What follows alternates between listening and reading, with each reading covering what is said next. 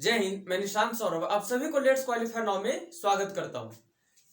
बच्चों, मैंने sitting arrangement में स्क्वायर और रेक्टेंगल से रिलेटेड कॉन्सेप्ट करवा दिए थे और कुछ क्वेश्चंस भी करवा दिए हैं। और यहाँ पे जो मैंने क्वेश्चन उठाया है ये है रेक्टेंगल सिटिंग अरेंजमेंट से रिलेटेड। यहाँ पे तो यहाँ पे क्वेश्चन को ध्यान दे। क्वेश्चन क्या कर रहा है? क्वेश्चन कर रहा है कि 10 पर्सन 10 व्यक्ति बैठे हुए हैं, है ना। 10 पर्सन और इनका नाम है B C D E F G H I J and K are sitting around a rectangular table. एक आयताकार टेबल है, उसके चारों ओर ये 10 व्यक्ति बैठे हुए हैं। अब यहाँ पे क्या कर रहा है कि which consist 10 seats but not necessarily in same order. उस टेबल पे जितने व्यक्ति बैठे हुए हैं वहां पे जो सीट है वो 10 व्यक्तियों को बैठने का सीट है, लेकिन जरूरी नहीं है कि जिस ऑर्डर में यहाँ पे नेम दिया गया है उसी ऑर्डर में यहाँ पे बैठे हुए हैं, है ना। ये नहीं है। यहाँ पे क्या कर रहा है कि all are facing outside the table, है ना। जो पर्सन बैठे हुए हैं ये क्या है? रेक्टेंगुलर टेबल है। ध्यान दे, यहाँ पे ये यहाँ पे रेक्टेंगुलर टेबल है ये, और इसमें 10 व्यक्ति बैठे हुए, ये सेंटर हो गया। और यहाँ पे क्या कर रहा है कि जो फेसिंग है वो आउटसाइड है, मतलब सेंटर से बाहर की ओर है face. 2 person seat each at the long side of the table. जो लॉन्ग साइड है, लॉन्ग साइड ये वाला लॉन्ग साइड, तो लॉन्ग साइड में 2 पर्सन बैठे हुए हैं and 1 person seat at corner, और एक पर्सन कॉर्नर पे बैठा हुआ है। मतलब यहाँ पे 2 व्यक्ति, यहाँ पे 2 व्यक्ति बैठा हुआ है ना। इसके बाद कॉर्नर पे बैठा हुआ है और यहाँ पे सिंगल पर्सन बैठे हुए हैं, है ना। 2 to 4 एंड 4 4 8 to 10 हो गए। इसके बाद यहाँ पे ध्यान दे, और एक चीज यहाँ पे क्या कहा गया है कि सभी का फेस आउटसाइड द सेंटर है। आउटसाइड सेंटर मीन्स सेंटर से बाहर की ओर है सभी का फेस, इस तरह से।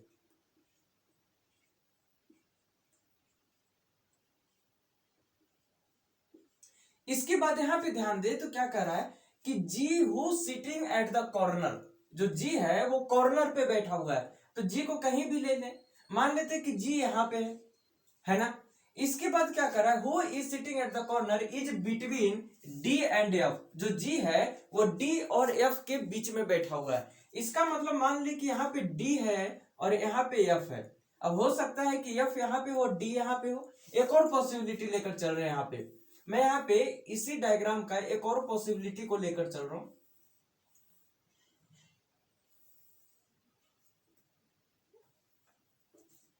1 2 3 4 5 6 7 8 9 एंड 10, और इन सभी का face outside the centre, centre से बाहर है।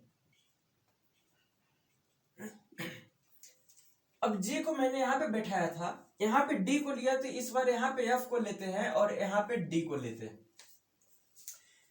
Who is neighbor of C? जो एफ है वो किसका नेबर है? सी का नेबर है। अब सी का नेबर है, इसका मतलब सी को यहाँ पे ले लेते हैं और सी को यहाँ पे ले लेते हैं, है ना। K and H are neighbours but none of them is sitting near C. जो K और H है ये दोनों पड़ोसी हैं, नेबर हैं, लेकिन यहाँ पे ध्यान दें कि वो C के पास में नहीं बैठे हुए हैं। मतलब कि यहाँ पे क्या नहीं होगा? यहाँ पे K नहीं होगा और H भी नहीं होगा। यहाँ पे बात करें तो यहाँ पे K भी नहीं होगा और H भी नहीं होगा, है ना। और दोनों क्या है? बिल्कुल पास में बैठे हुए हैं। E is sitting at a gap of J, who is second to the left of G. अब यहाँ पे ध्यान दे, यहाँ पे क्या कर रहा है कि जो J है, सबसे पहले इस लाइन को ध्यान दे। E is sitting at the gap of 2 places of J। जहां पे J बैठा हुआ है वहां से 2 प्लेस का गैप है, और उसके बाद यहाँ पे E बैठा हुआ है। और हु यूज किया गया यहाँ पे J के लिए। Who is second to the left of G? जो J है वो G के सेकेंड लेफ्ट में। अब यहाँ पे ध्यान दे, G यहाँ पे है तो इसका सेकेंड लेफ्ट कहाँ पे होगा? सेकेंड लेफ्ट हो जाएगा, फर्स्ट सेकेंड यहाँ पे। इसका मतलब J यहाँ पे आ जाएगा। और यहाँ पे बात करें तो इसका लेफ्ट ईस्ट साइड होगा फर्स्ट सेकेंड, मतलब यहाँ पे सी प्रेजेंट है, जे नहीं होगा, ये डायग्राम अपने आप कैंसिल हो गया, है ना। अब यहाँ पे ध्यान दे, जहां पे जे बैठा हुआ है उसका दो प्लेस को गैप करके ई बैठा हुआ है, इधर तो नहीं है, तो 1 2 ई को अपन यहाँ पे बैठाते हैं। इसके बाद कह रहा है B is sitting second to the left of के, जो यहाँ पे बी है वो जहां पे भी के प्रेजेंट है उसका सेकेंड लेफ्ट में। अब एक चीज यहाँ पे ध्यान दे, इस डायग्राम में अगर देखें तो यहाँ पे के भी नहीं होगा और यहाँ पे एच भी नहीं होगा सी के पास में। तो के और एच को बैठाने के लिए एक काम करते हैं कि अगर मान लें कि यहाँ पे के है और यहाँ पे एच है ना, तो B is sitting second to the left of के, तो फर्स्ट सेकेंड, इसका मतलब बी यहाँ पे आ जाएगा, और जब बी यहाँ पे आएगा तो बचा कौन यहाँ पे, तो यहाँ पे B C D E F G H बच गया, यहाँ पे आई है ना, बचा कौन यहाँ पे, आई बचा है। क्या ये सही है? नहीं, है ना, सॉरी यहाँ पे, हाँ ये डायग्राम क्या हो गया, करेक्ट हो गया, सॉरी ये डायग्राम करेक्ट हो गया। तो ध्यान दें कि किस तरह से इसे सोल्व किया जाता है। जब भी इस तरह के क्वेश्चन आ जाएं, है ना, जब भी इस तरह के क्वेश्चन आए तो सबसे पहले वहां से पॉइंट को स्टार्ट करें जो एक कंफर्मेशन को दे रहा है। अब इसमें देखें, कंफर्मेशन मीन्स जैसे यहाँ पे अगर सभी का फेस आउटसाइड है ना, और लॉन्ग साइड में 2 पर्सन बैठे हुए हैं, और जो शॉर्ट साइड है मीन्स जो ब्रेथ की ओर है वहां पे सिंगल पर्सन है, और प्रत्येक कॉर्नर पे एक एक पर्सन बैठा हुआ है।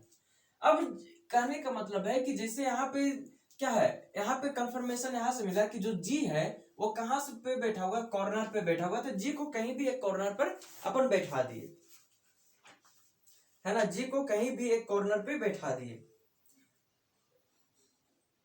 इसके बाद यहाँ पे अगर देखें इस वाले डायग्राम को, तो अगर ये वाला में ये गलत क्यों हुआ था, क्योंकि जी के सेकेंड लेफ्ट में कौन आना चाहिए था, जी के सेकेंड लेफ्ट में जे आना चाहिए था, लेकिन यहाँ पे सी पहले से आ चुका था, इसीलिए ये डायग्राम क्या हो गया, ये डायग्राम गलत हो गया।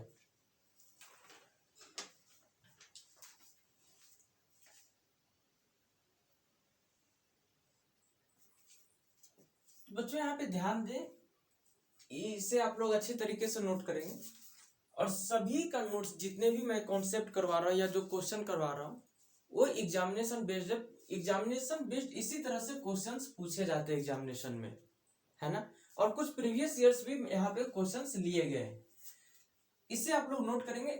और जो नेक्स्ट क्वेश्चन आ रहा है वो भी क्या है, रेक्टेंगुलर टेबल से ही रिलेटेड है, तो वहां पे देखें कि किस तरह से क्वेश्चन है ना। तो नेक्स्ट क्वेश्चन की ओर बढ़ रहे हैं।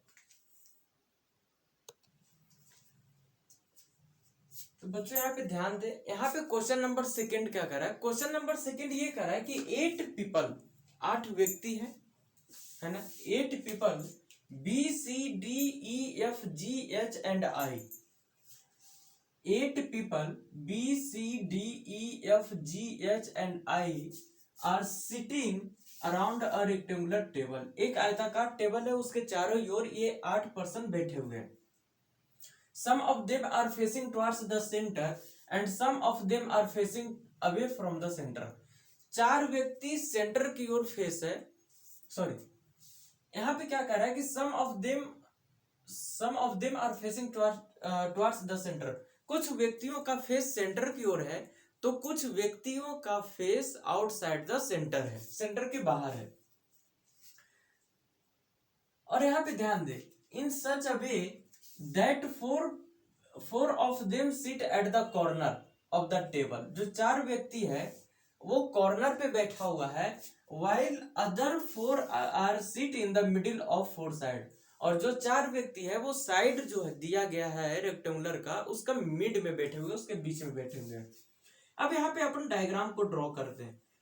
तो बच्चों यहाँ पे ध्यान दे, ये क्या एक रेक्टेंगुलर शेप है, ये रेक्टेंगुलर टेबल है, सेंटर हो गया, जो साइड में बैठे हुए हैं वो मिड में बैठे हुए हैं, साइड के मिड में, और 4 पर्सन है वो बैठे हुए हैं कॉर्नर पे, वो बैठे हुए हैं कॉर्नर पे।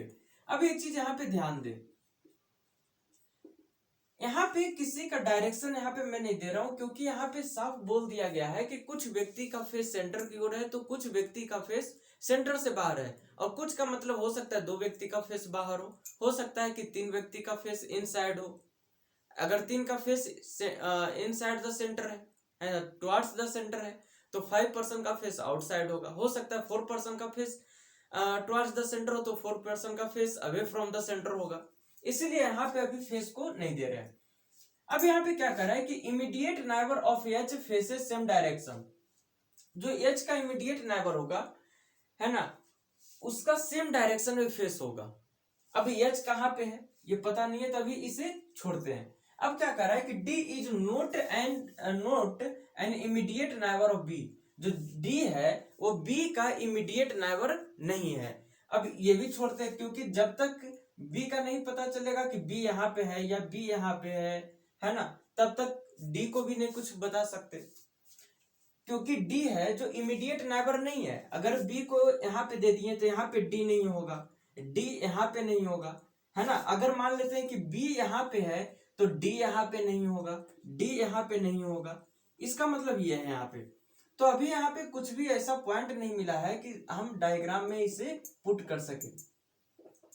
नेक्स्ट क्या करा है, F is immediate right of H and B. अब यहाँ पे ध्यान दे, जो एफ है वो इमीडिएट राइट है एच का भी और बी का भी। अब यहाँ पे ध्यान दे कि मान ले कि जैसे ये डायग्राम लिया गया है, मान लेते हैं कि एक बार एफ को यहाँ पे मानते हैं, तो इसका क्या कर रहा है कि एच का भी इमीडिएट नाइबर होना चाहिए और बी का भी इमीडिएट, सॉरी एफ है वो एच का इमीडिएट राइट है और बी का भी इमीडिएट राइट होना चाहिए। तो एक बार मान लेते हैं कि यहाँ पे एच है, इसका फेस बाहर होगा तभी तो एफ राइट में आएगा। अब यहाँ पे एक बार बी को मान लेते हैं, एक डायग्राम और लेते हैं यहाँ पे इस तरह से, है ना। यहाँ पे 1 2 3 4 5 6 7 8, यहाँ पे अपन बी को मान लिए और यहाँ पे अपन एक बार मान लेते हैं बी को, और यहाँ पे सॉरी यहाँ पे एफ है, यहाँ पे एफ है और यहाँ पे मान लेते हैं एच को। इसका फेस इनसाइड होगा, है ना।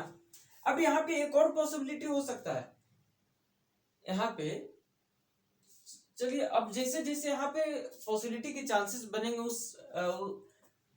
तो उस तरह से डायग्राम को और भी लिया जाएगा वहां पे। अभी मैं फिलहाल यहाँ पे 2 पॉसिबिलिटी लेकर चल रहा हूँ। यहाँ पे एक और पॉसिबिलिटी करने का मतलब है कि एफ को अपन मिड में बैठाएं तो हो सकता है कि एफ कॉर्नर पे भी आ सकता है ना। तो पहले ये दोनों को देख लेते हैं, ये दोनों नहीं अगर हो पाएगा तब एफ को कहां पे देंगे, कॉर्नर पे देंगे।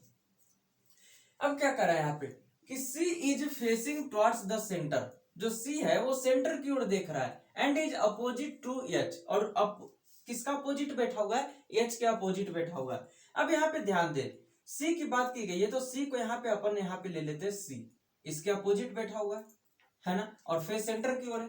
यहाँ पे H कहाँ पे, यहाँ पे है, तो इस बार C को अपन यहाँ पे ले लेते हैं। इसके बाद ध्यान दे, D and G are facing away from the centre same as H। D और G का जो फेस है वो कहां पे है, अवे फ्रॉम द सेंटर।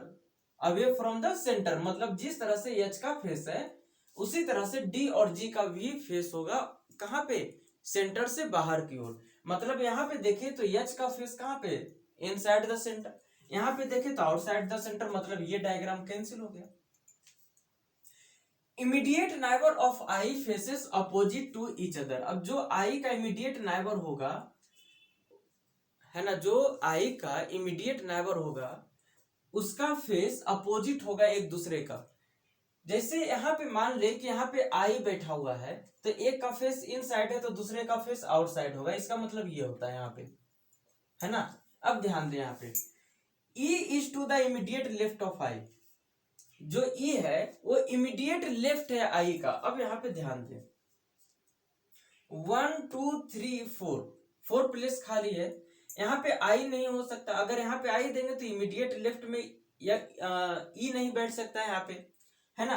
इसलिए अगर बात करते हैं यहाँ पे, तो आई को अगर यहाँ पे दे और उसका फेस इनसाइड दे, तो यहाँ पे ई आ सकता है, यहाँ पे, है ना। अगर ई को अपन यहाँ पे बैठाते हैं, सॉरी आई को, तो ई यहाँ पे आ जाएगा।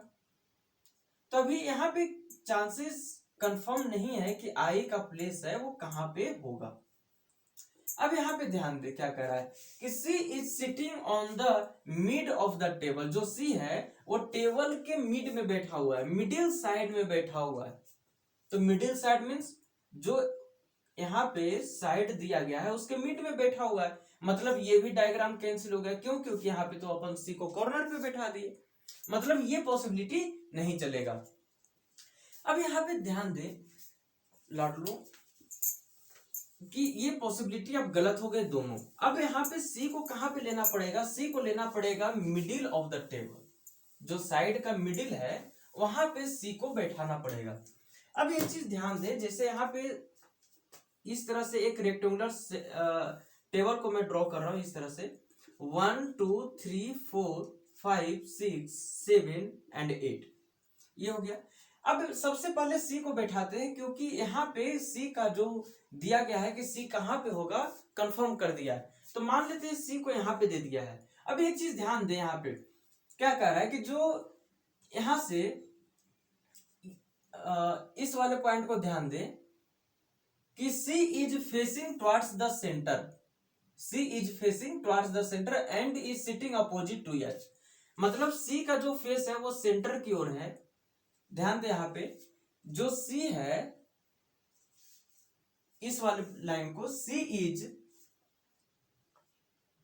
Facing towards the centre and is sitting opposite to H। मतलब कि H है जो यहाँ पे आ जाएगा, यहाँ पे C है तो यहाँ पे H आ जाएगा, ये कर रहा है। अब F is immediate left of H and B। जो F है वो H और B के इमीडिएट लेफ्ट में है। अब एक चीज ध्यान दे, H यहाँ पे है, मान लेते हैं कि एक बार F को यहाँ पे मान लेते हैं, क्योंकि immediate left sorry immediate right कर रहा है यहाँ पे, F is immediate right of H, right. तो यहाँ पे H को मान लेते हैं, तो H का फेस आउटसाइड होगा, है ना। F is immediate right of H and B। यहाँ पे मान लेते हैं कि एक बार H का फेस इनसाइड है, तो यहाँ पे कौन आ जाएगा? यहाँ पे F आ जाएगा। और यहाँ पे मैं मान लूं कि B का फेस आउटसाइड है।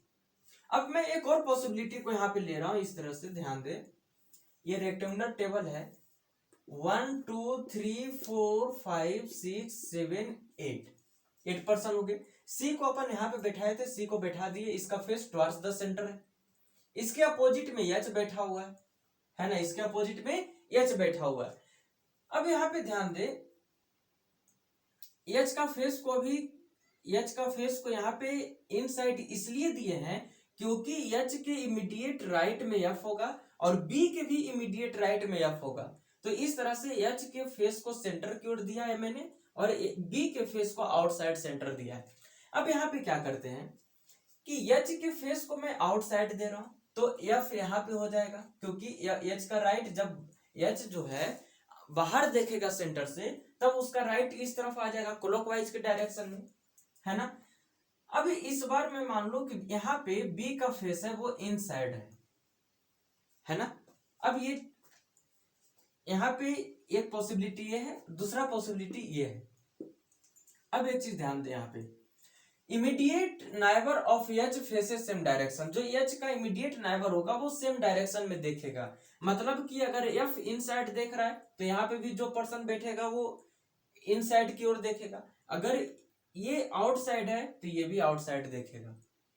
D is not immediate neighbour of B। जो D है वो B के इमीडिएट नाइबर नहीं है, मतलब कि D है जो यहाँ पे नहीं होगा, है ना, और यहाँ पे D नहीं होगा। C is facing towards the center and is sitting opposite to H. D and G are facing away from the center same as H. अब ध्यान दे, यहाँ पे कौन सा डायग्राम सही होगा? जो इस वाले से पता चल रहा है कि जो D and G है ये किस तरफ देख रहा है? Facing away from the centre, centre से बाहर की ओर देख रहा है ना। किस तरह से? जिस तरह से H देख रहा है, मतलब यहाँ तो H का फेस इनसाइड है, मतलब ये डायग्राम गलत हो गया। इस डायग्राम में एच का फेस बाहर है, तो जो यहाँ पे डी है और जी है वो भी बाहर की ओर देखेगा, है ना, डी और जी भी बाहर की ओर देखेगा। और immediate neighbour of I faces opposite to each other, जो इमीडिएट नाइबर होगा आई का वो किस तरफ देखेगा, वो देखेगा अपोजिट डायरेक्शन में, एक दूसरे के अपोजिट डायरेक्शन में। E is to the immediate left of I, जो ई है वो इमीडिएट लेफ्ट होगा किसका, आई का। अब एक चीज ध्यान दे, मान ले यहाँ पे मान लेते हैं कि जैसे ई है वो इमीडिएट लेफ्ट है आई का। अगर आई को यहाँ पे मानते हैं, क्योंकि 1 2 3 4, अगर आई को यहाँ पे मानते हैं तब इसका फेस इनसाइड देना पड़ेगा, क्योंकि अगर इसका फेस हम आउटसाइड सेंटर देते हैं इस तरफ, है ना, तो इसका लेफ्ट ये साइड आ जाएगा एंटी क्लॉकवाइज में। यहाँ पे पहले से सी प्रेजेंट है, ई नहीं होगा, इसलिए इसका फेस है वो कहाँ पे आ जाएगा, वो आ जाएगा टुवर्ड्स द सेंटर। और जब टुवर्ड्स द सेंटर होगा तो इसका मतलब ई है जो यहाँ पे आएगा, है ना। अब मैं इस डायग्राम को मिटा रहा हूं क्योंकि ये डायग्राम अब गलत हो चुका था। क्यों गलत हुआ था, क्योंकि यहाँ पे ध्यान दें कि यहाँ पे D and G are faces away from the centre same as H, मतलब कि D और G है वो सेंटर से बाहर की ओर देख रहा है जिस तरह से H देख रहा है, लेकिन यहाँ पे तो H का फेस इनसाइड है, इसलिए डायग्राम गलत हो गया। अब मैं इसे मिटा रहा हूं। एक चीज ध्यान दे यहाँ पे कि मैं यहाँ पे इसी डायग्राम का एक पॉसिबिलिटी ले रहा हूं, यहाँ पे वो किस तरह से, ध्यान दे। मैं यहाँ पे मान लो कि जैसे ये डायग्राम है,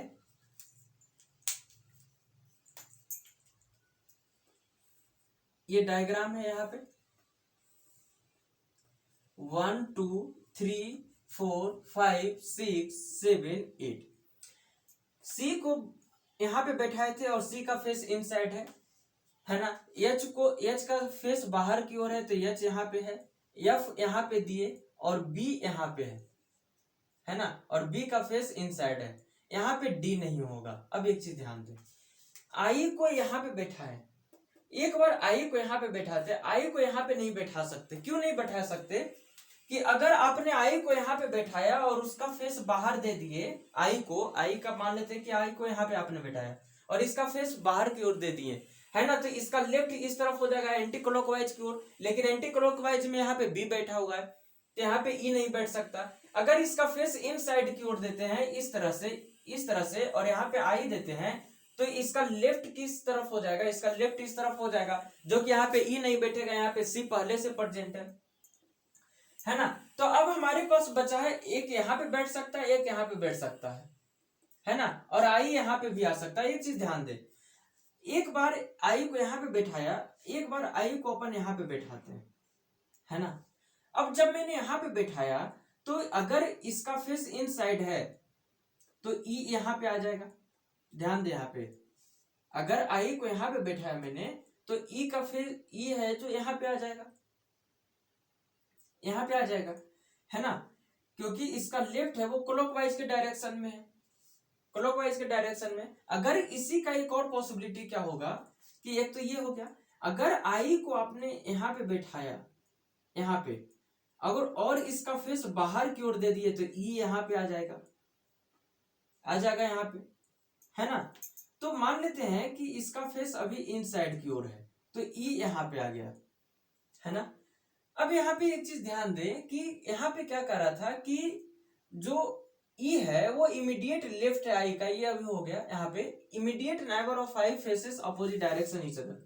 अगर ई बाहर की ओर देखेगा तो यहाँ पे जो भी पर्सन होगा वो इनसाइड की ओर देखेगा, अगर ई इनसाइड की ओर देखेगा तो ये पर्सन किस तरफ देखेगा, बाहर की ओर देखेगा। इसका मतलब ये है यहाँ पे, है ना, immediate neighbour of H faces same direction.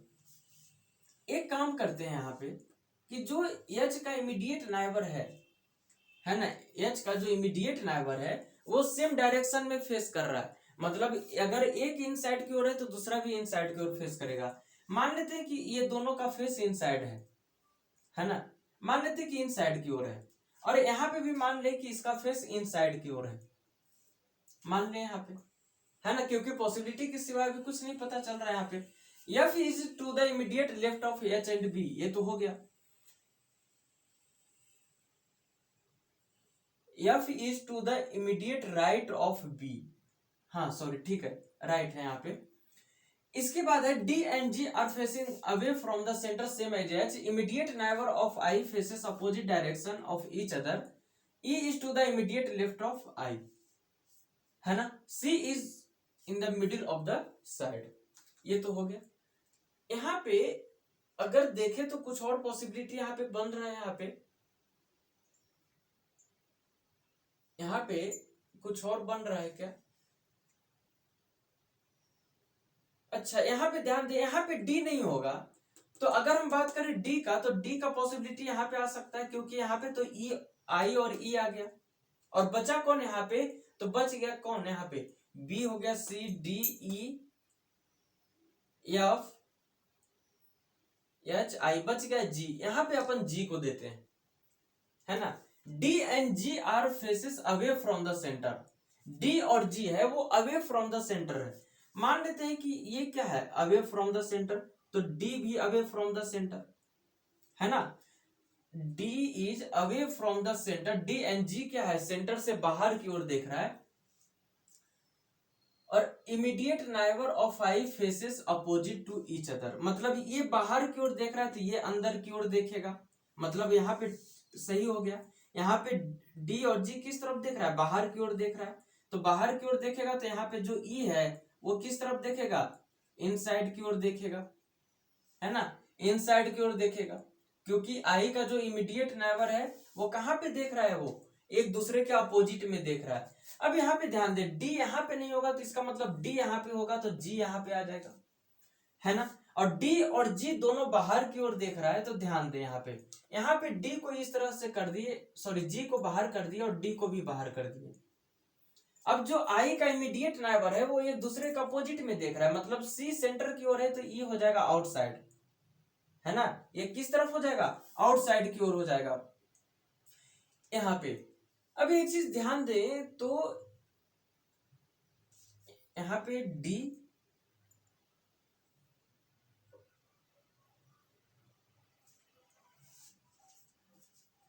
एक मिनट आप लोग यहाँ पे ध्यान दें, कुछ यहाँ पे क्लू छूट रहा है शायद, है ना, कुछ मिस्टेक हुआ है यहाँ पे।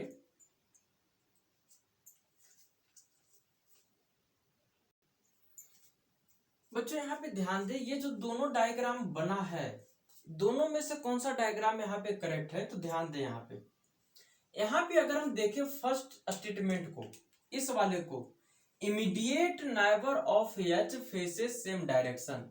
जो एच का इमीडिएट नाइबर होगा वो सेम डायरेक्शन में उसका फेस होगा। यहाँ पे देखें एच का इमीडिएट नाइबर सेम डायरेक्शन में, मतलब ये डायग्राम करेक्ट हो गया। यहाँ पे एच का इमीडिएट नाइबर को देखें तो अपोजिट डायरेक्शन में फेस है, मतलब ये डायग्राम गलत हो गया। तो जब भी ध्यान रहे, जब भी क्वेश्चन को सोल्व करें तो जितने पॉसिबिलिटी बन सकते हैं, जितने पॉसिबिलिटी बन रहा है उतनी पॉसिबिलिटी को आप लोग लेकर चलें, है ना। लास्ट में क्या होगा कि जो एक डायग्राम क्या होगा, करेक्ट होगा, बाकी जो पॉसिबिलिटी आपने लेकर चले हैं, मतलब अगर मान लेते हैं कि क्वेश्चन बन रहा था, इसमें मैंने 4 डायग्राम टोटल लिया था, है ना, 2 तो पहले ही गलत हो गए, फिर मैंने 2 को लिया जिसमें से 1 गलत हो गए, तो मैंने 4 डायग्राम लिया, चारों में से 3 गलत हो गए, 1 डायग्राम बचा। तो कहने का मतलब है कि जो डायग्राम होता है वो कोई एक अपने आप सही हो जाएगा, और जो बाकी है ना वो यही जो स्टेटमेंट दिया गया है इसी स्टेटमेंट के द्वारा वो डायग्राम गलत होते चले जाएंगे। तो न्यू स्टूडेंट जो भी इसे प्रैक्टिस कर रहे हैं, जो भी बना रहे हैं, तो सबसे पहले जो न्यू स्टूडेंट है उनके लिए जितने पॉसिबिलिटी बनते हैं उतने पॉसिबिलिटी आप लोग लें। पॉसिबिलिटी आप लोग चिंता ना करें कि कौन सा डायग्राम सही होगा कौन सा गलत होगा, चिंता करने की कोई दिक्कत नहीं है, कोई बात नहीं है यहाँ पे, क्योंकि जो डायग्राम होते हैं वो लास्ट में कोई एक ही डायग्राम बचेगा, बाकी डायग्राम खुद ब खुद कैंसिल हो जाएंगे, है ना। तो इसे आप लोग नोट करेंगे। और बच्चों लल्ला प्यारे ध्यान दें आप लोग कि अब मैं नेक्स्ट पार्ट में मैं करवा दूंगा जो ट्रायंगल से सिटिंग अरेंजमेंट है ना, ट्रायंगल बेस्ड करवा दूंगा। ट्रायंगल से भी रिलेटेड क्वेश्चंस पूछे जाते हैं, है ना। तो सबसे पहले उसका कॉन्सेप्ट, इसके बाद क्वेश्चन, उसको मैं नेक्स्ट सेशन में करवा दूंगा। तो लाडलों, जिन बच्चों भी हमारे साथ पहली बार जुड़े हैं, जिन्होंने अभी तक हमारे YouTube चैनल लेट्स क्वालिफाई को सब्सक्राइब नहीं किया, तो सबसे पहले सब्सक्राइब कर देंगे, बेल आइकन पे भी क्लिक कर देंगे ताकि वीडियो का नोटिफिकेशन सबसे पहले आपके पास और रेगुलर पहुंचता रहे। सेशन अच्छा लग रहा है, इसे आप लोग ज़्यादा से ज़्यादा शेयर करें, लाइक करें, जो भी डाउट्स होते हैं उसे आप लोग कमेंट सेक्शन में जरूर दें। तो इसी के साथ मिलते हैं नेक्स्ट सेशन में, तब तक जय हिंद।